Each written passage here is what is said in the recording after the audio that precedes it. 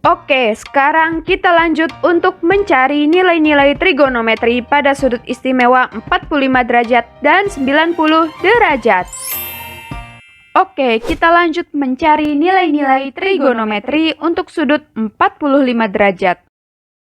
Misal terdapat segitiga siku-siku sama kaki CDB, di mana kita ketahui bahwa besar sudut D adalah 90 derajat.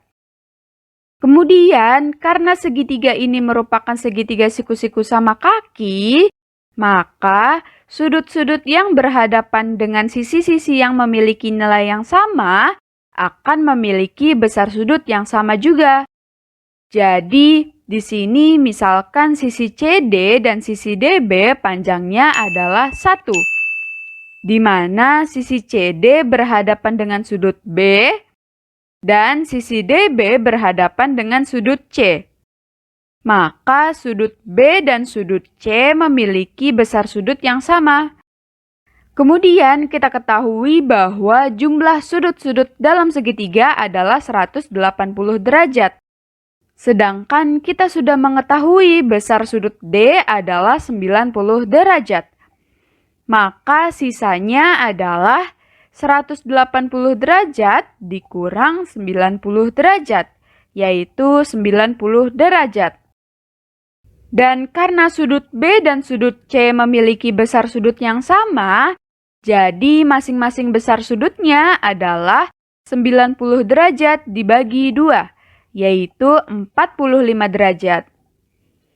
Nah, dari informasi tersebut, kita dapat menemukan nilai-nilai dari sin, cos, tan, kosekan, sekan, dan kotangen dari sudut 45 derajat.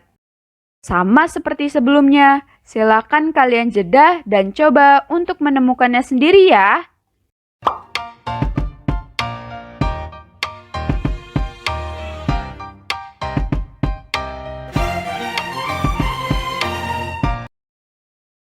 Bagaimana? Apakah kalian sudah menemukan nilai-nilainya? Nah, sekarang yuk kita bahas. Seperti sebelumnya, untuk mencari nilai-nilai trigonometri dari sudut 45 derajat, maka tempatkan diri kalian seolah-olah sedang berada di sudut 45 derajat. Kalian bebas untuk memilih sudut 45 derajat yang berada pada sudut C atau yang berada pada sudut B, di mana nantinya akan menghasilkan nilai-nilai trigonometri yang sama. Oke, misalkan kita ambil sudut 45 derajat yang berada pada sudut C. Sehingga sisi depannya adalah 1, sisi sampingnya juga 1, dan sisi miringnya adalah akar 2. Akar 2 ini dapat kalian temukan dengan menggunakan teorema Pythagoras. Jadi, untuk sin 45 derajat, yaitu depan per miring, di mana sisi depannya adalah 1 dan sisi miringnya adalah akar 2. Jadi sin 45 derajat sama dengan 1 per akar 2. Kemudian kita rasionalkan, kalikan dengan akar 2 per akar 2. Menjadi 1 per 2 akar 2. Selanjutnya untuk cos 45 derajat, yaitu samping per miring, di mana sisi sampingnya adalah 1 dan sisi miringnya adalah akar 2. Jadi cos 45 derajat adalah 1 per akar 2. Sama seperti sin 45 derajat, kita rasionalkan akan menghasilkan 1 per 2 akar 2. Dan untuk tan 45 derajat, yaitu depan per samping, di mana sisi depannya adalah 1 dan sisi sampingnya juga 1.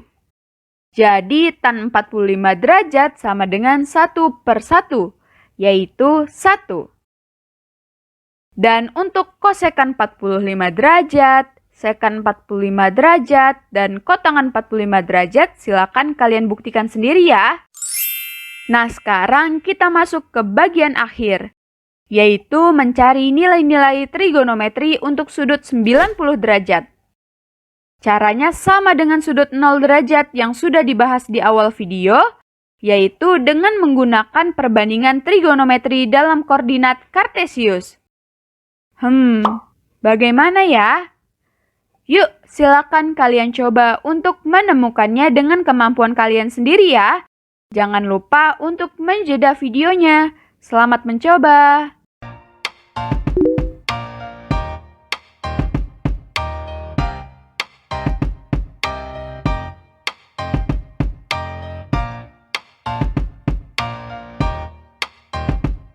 Bagaimana? Apakah kalian sudah menemukan nilai-nilainya? Sekarang yuk kita bahas.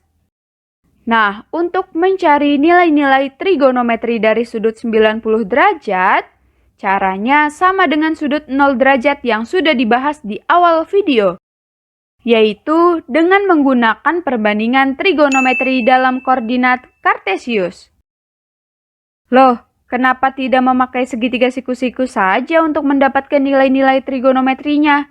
Kenapa memakai koordinat Kartesius? Nah, silakan kalian perhatikan ilustrasi berikut ya. Misal terdapat segitiga siku-siku ABC.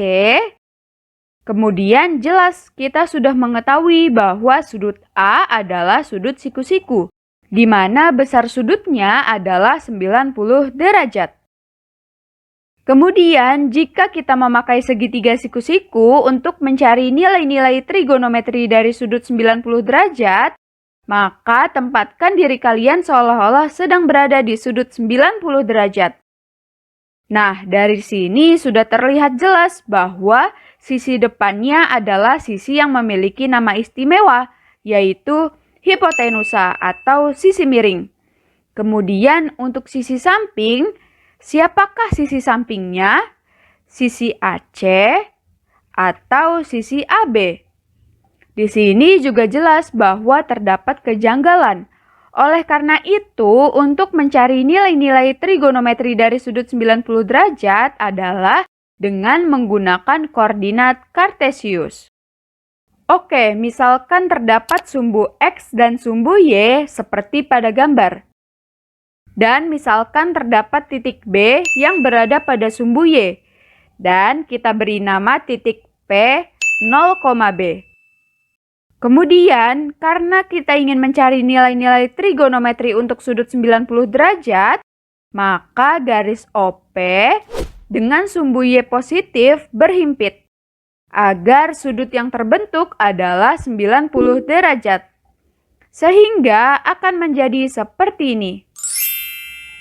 Nah, dari informasi tersebut, kita dapat menemukan nilai-nilai dari sin, cos, tan, kosekan, sekan, dan kotangan dari sudut 90 derajat. Dari gambar koordinat Kartesius tersebut, dapat kita ketahui bahwa ordinatnya adalah B, jari-jarinya juga adalah B, dan absisnya adalah 0.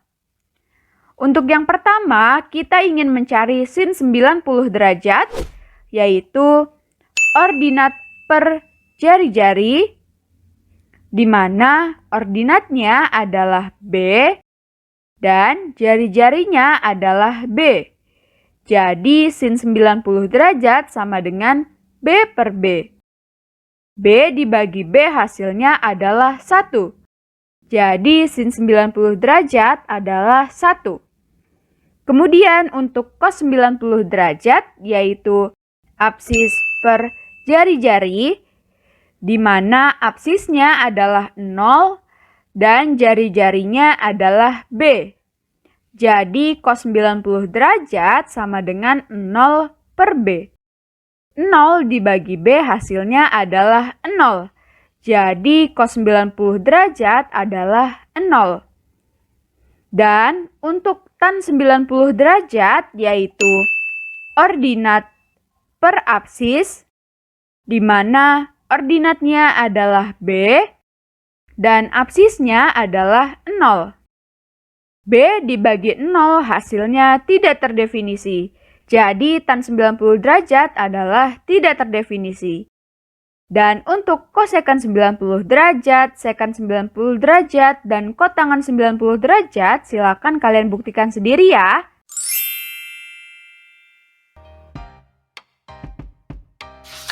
Akhirnya, kita sudah selesai menemukan nilai-nilai trigonometri untuk sudut-sudut istimewa. Jadi, sekarang kita sudah mengetahui mengapa sudut-sudut yang sudah dibahas dari awal hingga akhir tadi dinamakan dengan sudut-sudut istimewa.